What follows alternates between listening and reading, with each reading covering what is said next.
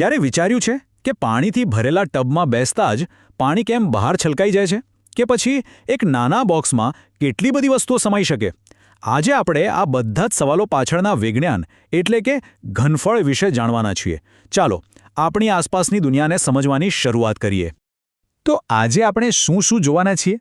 આપણે એક મજાની વાર્તાથી શરૂઆત કરીશું, પછી સમજીશું કે આ ઘનફળ છે શું, અલગ અલગ આકારોનું ઘનફળ કેવી રીતે શોધાય એ જોઈશું, અને છેલ્લે આ બધું શીખવું શા માટે આટલું જરૂરી છે એના પર પણ વાત કરીશું. તો ચાલો આગળ વધીએ. કોઈ ભારેખમ સૂત્રોથી નહીં, પણ ચાલો શરૂઆત કરીએ બે દોસ્તો રાજુ અને બબલુની ક્રિકેટની રમતથી. તો વાત એમ છે કે રાજુ બેટિંગ કરી રહ્યો છે. એણે જોરથી બેટ ઘુમાવ્યું અને બોલ સીધો જઈને પડ્યો એકદમ કાંઠા સુધી ભરેલા પાણીના જગમાં. જેવો દડો જગમાં પડ્યો તરત જ પાણી બહાર છલકાઈ ગયું. પણ ક્યારે વિચાર્યું છે કે આવું કેમ થયું? આની પાછળનું કારણ શું હોઈ શકે? પેલું જે પાણી છલકાયું ને, બસ એમાં જ આપણો જવાબ છુપાયેલો છે. ચાલો એ છલકાયેલા પાણીના રહસ્યને ઉકેલીએ અને સમજીએ કે ઘનફળ એટલે શું.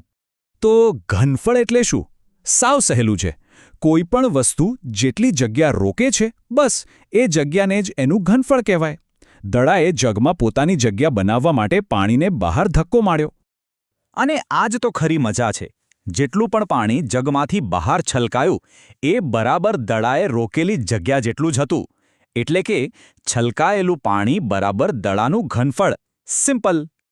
તો પછી દડાનું ઘનફળ કેટલું હશે? જ્યારે રાજુ અને બબલુએ એ છલકાયેલું પાણી માપ્યું તો એ હતું 50 મિલીલીટર. એનો મતલબ એ થયો કે દડાનું ઘનફળ 50 મિલી છે. પછી એમણે એ જ પ્રયોગ એક નાનકડી લખોટી સાથે કર્યો. આ વખતે ખાલી 10 મિલી પાણી બહાર આવ્યું. તો એનો મતલબ શું થયો? હા, લખોટીનું ઘનફળ છે 10 મિલી. હવે દડા કે લખોટી જેવી વસ્તુઓ માટે તો પાણીમાં ડૂબાડવાની રીત બરાબર છે. પણ જો કેકનો ચોરસ ટુકડો હોય કે જ્યુસનો ગ્લાસ હોય તો?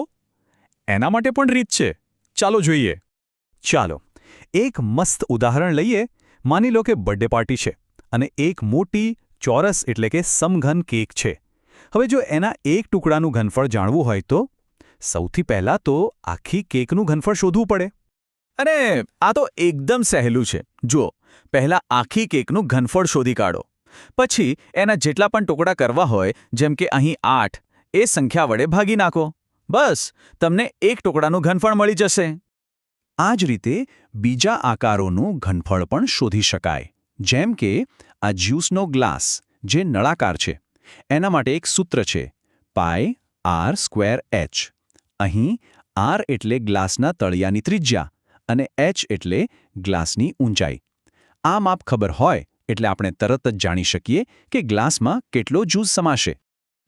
સારું, આ કેક અને ક્રિકેટ બોલની વાતો તો મજાની છે, પણ ખરેખર આપણે આ ઘનફળ વિશે શીખીએ જ શા માટે? શું કામ આવે આ બધું? જુઓ, આ ખાલી ધોરણ 9 અને 10ના ગણિત પૂરતું જ નથી. મોટા મોટા એન્જિનિયરો જ્યારે બિલ્ડિંગ કે પુલ બનાવે છે કે પછી રસોડામાં મમ્મી કોઈ વાનગી માટે માપ લે છે, ત્યાં બધે જ ઘનફળની સમજ કામમાં આવે છે. આ તો આપણા રોજિંદા જીવનનો જ એક ભાગ છે.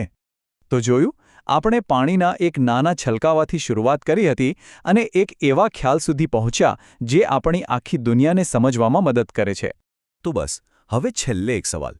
હવે પછી જ્યારે પણ આસપાસની કોઈ પણ વસ્તુને જુઓ, ભલે પાણીની બોટલ હોય, સ્કૂલ બેગ હોય કે પછી નાનો પથ્થર, એકવાર વિચારજો કે આ કેટલી જગ્યા રોકે છે.